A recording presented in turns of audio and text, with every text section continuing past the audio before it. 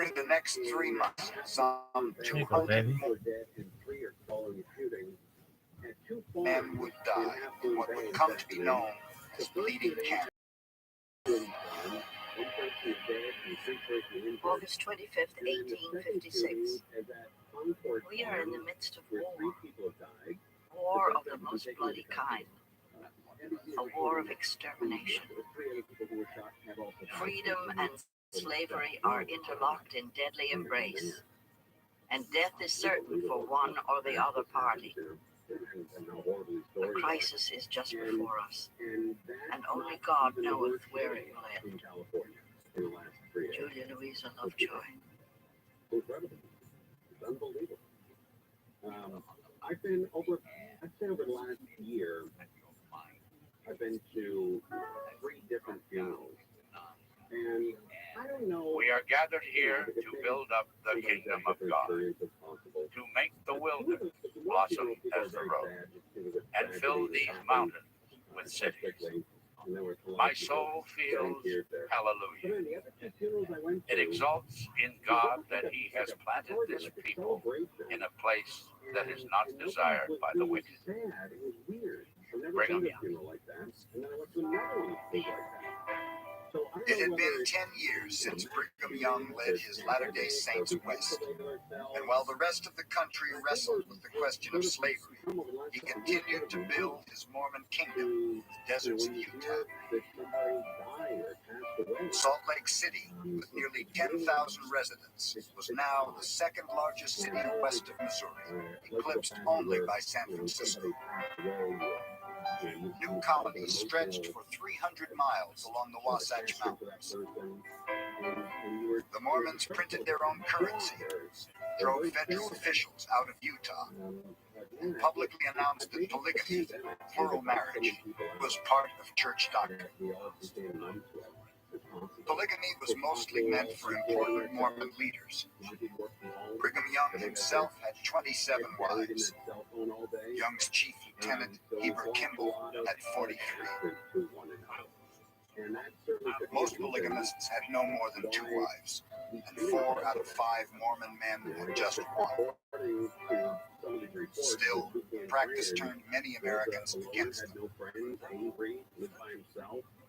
As to polygamy, I charge it to be a crying evil, sapping not only the physical constitution of the people practicing it, but at the same time perverting the social virtues and morals of its victims. It is a scarlet whore. It is a reproach to the Christian civilization, and it deserves to be blotted out.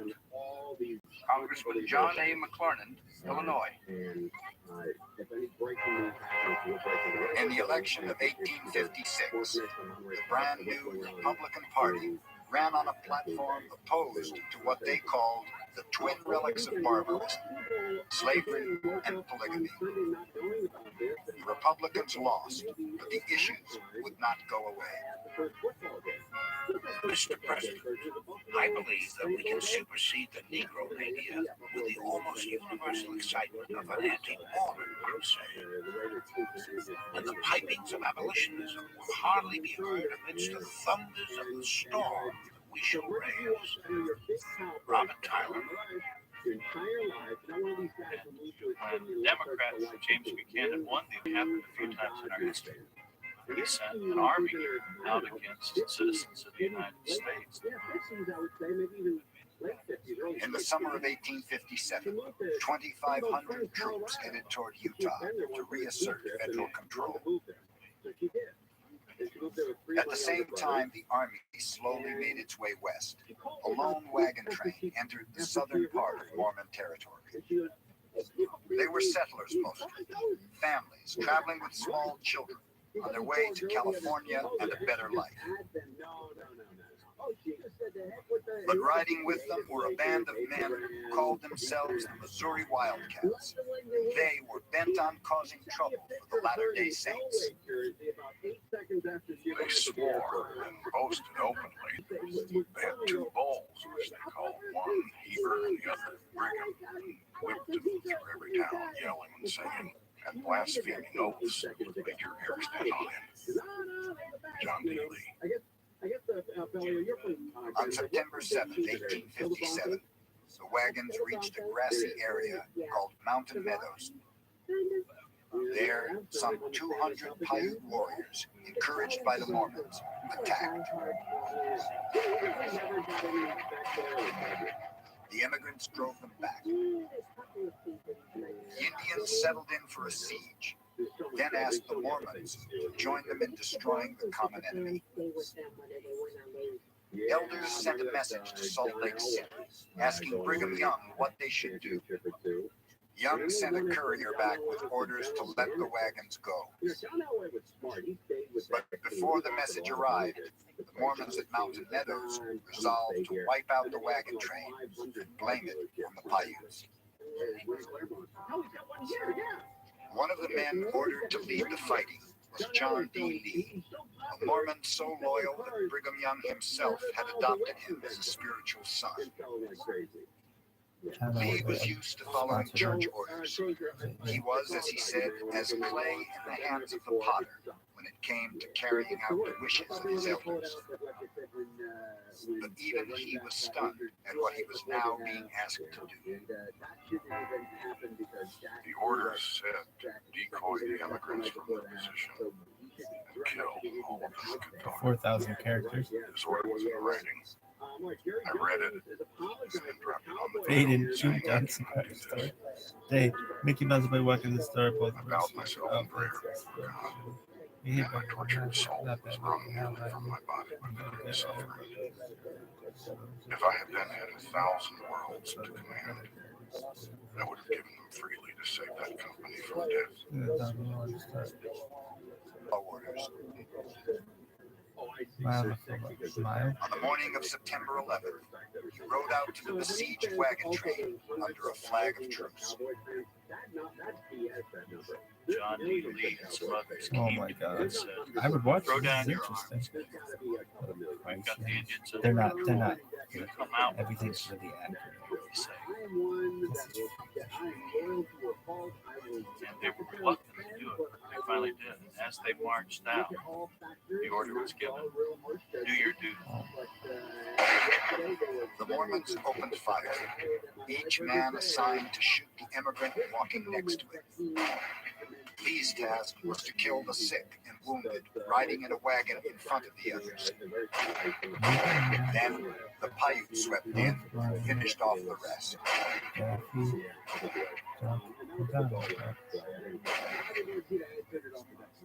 In less than half an hour, 120 people had been butchered at Mountain Meadows. Only 17 children were spared, thought too young ever to tell the horrible story. The dead were stripped of their clothing and belongings, which the Mormons sold at auction. They were hastily buried in shallow graves and soon dug up again by wild animals. Here you go. Augusta National Golf Club Day. The camera program. Oh my God, this is disgusting. The 10th day. He's not supposed to Daffy Duck. The balance. I will always believe that Did I say Donald Duck? at that particular Daffy? moment that if this wagon train had come through as they had Donald's a duck. 2 Quack, weeks quack. earlier, 2 weeks later, They know might that have Donald gone Duck says unscathed. quack, quack. So it's almost a Greek tragedy. Mickey's up. They know it's a part 3. 2 days I after can't the believe wagon Mickey train thinks that passed, I've been working on my short game. John It's D. cute. Lee was chosen to 18th ride to day. Salt Lake City It's and not tell 18th Brigham day. Young what had happened. Got the chicken. The role in the slaughter is unclear. We did it. Publicly, Young blamed it all on the Paiutes. Meanwhile, winter had stopped Buchanan's army's advance, and the Mormon War ended before it really began. In a negotiated settlement, the president pardoned Young and his followers for inciting a rebellion, and Young in turn resigned as governor, but he remained in effective control of his people. The attempt to divert the nation's attention from slavery had failed.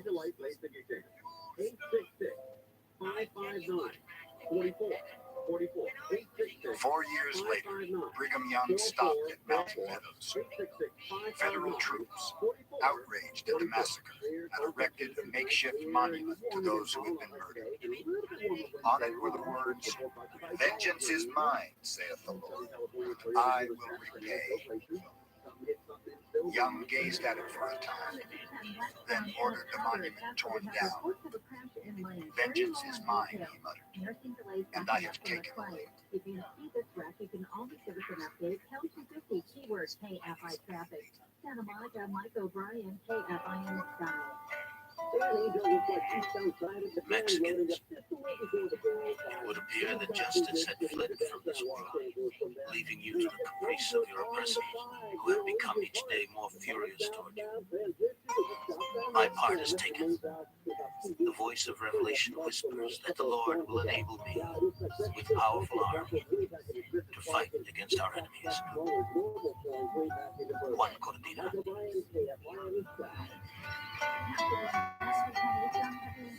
The treaty that ended the Mexican War in 1848 had promised all the benefits of United States citizenship to Mexican Americans.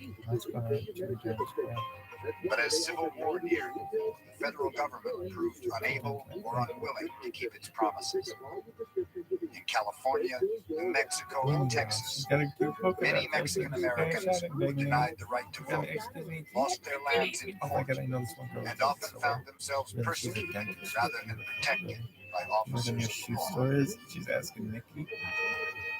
On July 13, 1859, a You rancher come with me? Juan Cortina I need your rode opinion into on shoes. Brownsville, Texas to buy supplies. Jesus. He was a member of an old landed Mexican family that had seen its power and influence decline with the arrival of the Americans. On the main street, he saw the city marshal pistol whipping a Mexican laborer who had once worked for his family. When the sheriff refused to stop, Cortina shot him in the shoulder, swept the prisoner onto the back of his horse, and rode off with him. A little over 2 months later, with some 75 armed followers, he rode into town again, freed 12 prisoners from jail, seized arms and ammunition, and shot dead 3 Americans whom he said had killed Mexicans while the law looked the other way. Then Cortina returned to his ranch and issued a proclamation. When the state of Texas became part of the Union, flocks of vampires in the guise of men came with corrupt hearts and most perverse intentions.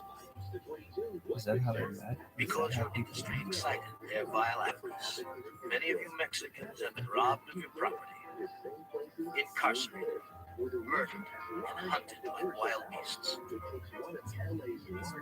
Mexicans, is there no remedy for you?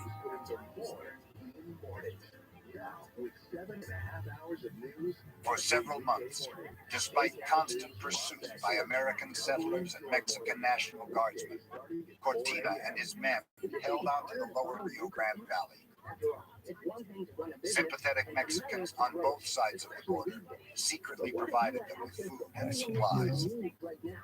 Our personal enemies, Cortina vowed, shall not possess our lands until they have fattened it with their gore. Man on the beach. Finally, the state militia, known as the Texas Rangers, was sent against him. Well, Juan Cortina, he was a hero. He had been small ranchers. He was the only one who did it. We were dignity. Now he was treated, pushes around, we had it. 45 calories. So anyone rise up and champion. And when he took on the ball, he got lynched. Sort of an example. You don't define the new government. The Rangers, now backed by federal troops, pursued Cortina's men to Rio Grande City and closed in for the kill. Cortina was the last to leave the field. He faced his pursuers, I mean, that's a emptied really their good revolver, thing. tried to I feel like I'm panic more stricken. keeping alive. You know, this The gun. third got his bridle Goofy ring. pulling out a machine gun. The fourth passed through his horse's ear, This is intense, right? struck his belt, Same kind of thing. but he galloped off on Texas cattle. The border region remained a no man's land. Isn't it appropriate to depict characters in dangerous situations? As his legend grew, It says it's not appropriate, so then why did you do it? But In to any Mexican form. Americans, he was the Robin Hood of the Rio Grande. I mean, what My is grandfather violent? talked about it, What's your and my opinion on uncle violence? claims him as a relative.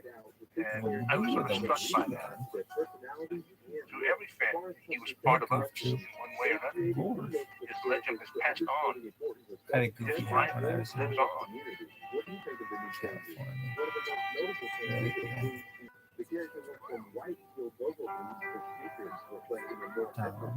Because many and Our New England friends may wonder that the warlike spirit has taken such hold upon those who, Tommy had until they came to Kansas, were as complete pacifists as the most orthodox Quaker. But, sir, such individuals only need a little Kansas experience to understand the matter. Julia, On October 16, 1859, John brought Harper's Ferry, Virginia, where he tried to start a slave rebellion. 10 people were killed. Brown was captured, tried, and sentenced to hang. let's see, after As he Mickey, was led to the gallows, he Wait, handed hold a on. guard a slip of paper. I am now quite not certain, he in, read, that the crimes of this guilty land will never be purged away but by blood. what is that called? The whole country was now beginning to experience the fear that had gripped Kansas for so long. Film In the vote? 1860, the Republican candidate Abraham Reese further spread in the West. One by one, southern slave states left the Union. And on April 12, 1861, rebel guns fired on Fort Sumter.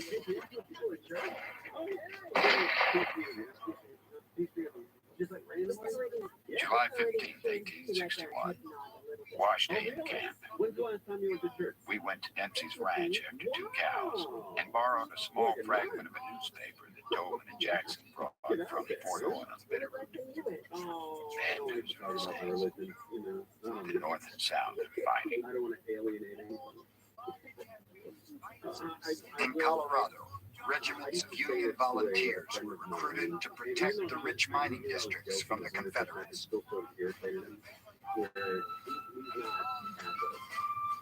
One of the first to step forward was a big, bearish Methodist minister named John M. Shivington. He was 6.5 feet tall, weighed 250 pounds on the pulpit. Shivington, one acquaintance in Denver, said, is a crazy preacher who thinks he is Napoleon Bonaparte. He wanted to fight for the Union, he said, not just pray for it.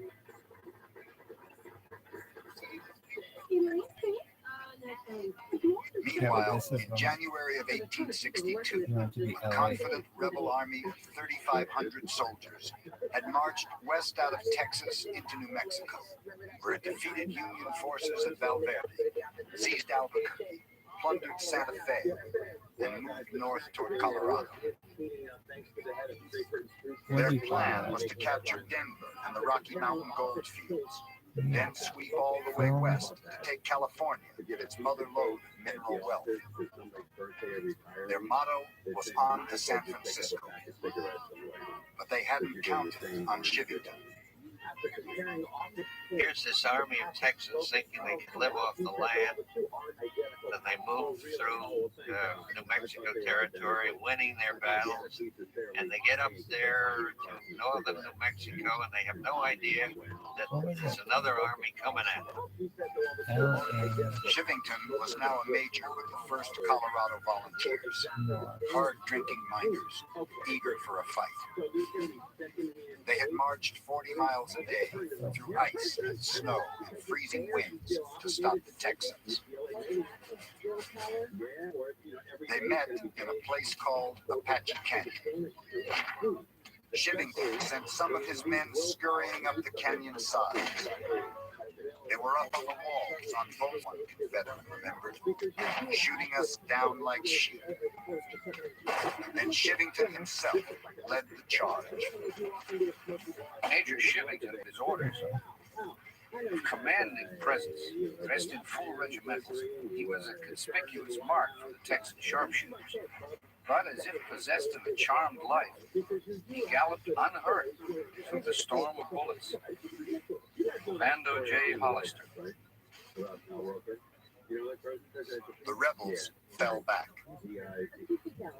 The two armies met 2 days later at Glorieta Pass, and for 5 bloody hours they slammed away at each other amidst the boulders. But while the battle raged on, Shivington and some of his men slipped 16 miles behind the Confederate lines to a cliff that overlooked the Texans' supply wagons. There, they lowered themselves by ropes, drove off the guards, burned 85 wagons filled with provisions. They had added 500 horses and mules. The Confederates, who had seemed so close to victory, now faced starvation and thirst, as well as a hostile enemy. I think he's a detective agency. And they had to turn around and retreat, get out of there. So And they always have that. and they were hundreds of miles from their base in San Antonio and Texas. Nothing but deserts and mountains between them and their homes. Someone's trying to kill me. Columns got lost. Boots wore out. Men had to It wouldn't be stagger like through Texas. Oh searing my god, sand it's so in bare feet. Soldiers abandoned their weapons, collapsed from exhaustion, dehydration, sunstroke. 3,500 men had marched out of Texas to conquer the Southwest. 1,500 of them would never return. The dream of a Confederate West was dead. Glorieta Pass would become known as the Gettysburg of the West. And John Shivington, the fighting parson, was a Union hero. Baldwin City, Kansas, October 8, 1862. Our camp meeting in this place was a glorious success. Reverend Shivington, who with his command has accomplished such wonders of late in New Mexico, was present and preached from the stand in his regimentals. His persuasive eloquence and clear, ringing, stentorian voice swayed the multitude like a western tornado as it bends its massive oaks. The work of God is still going on. Julia Louisa Lovejoy.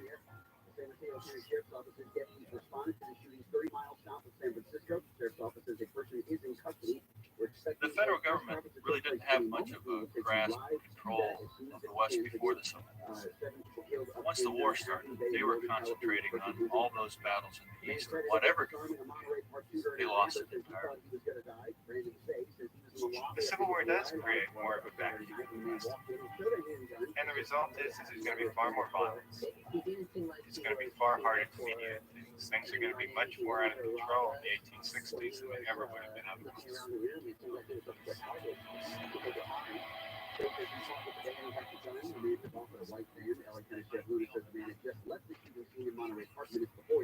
By the summer of 1863, the North seemed to be winning the Civil War.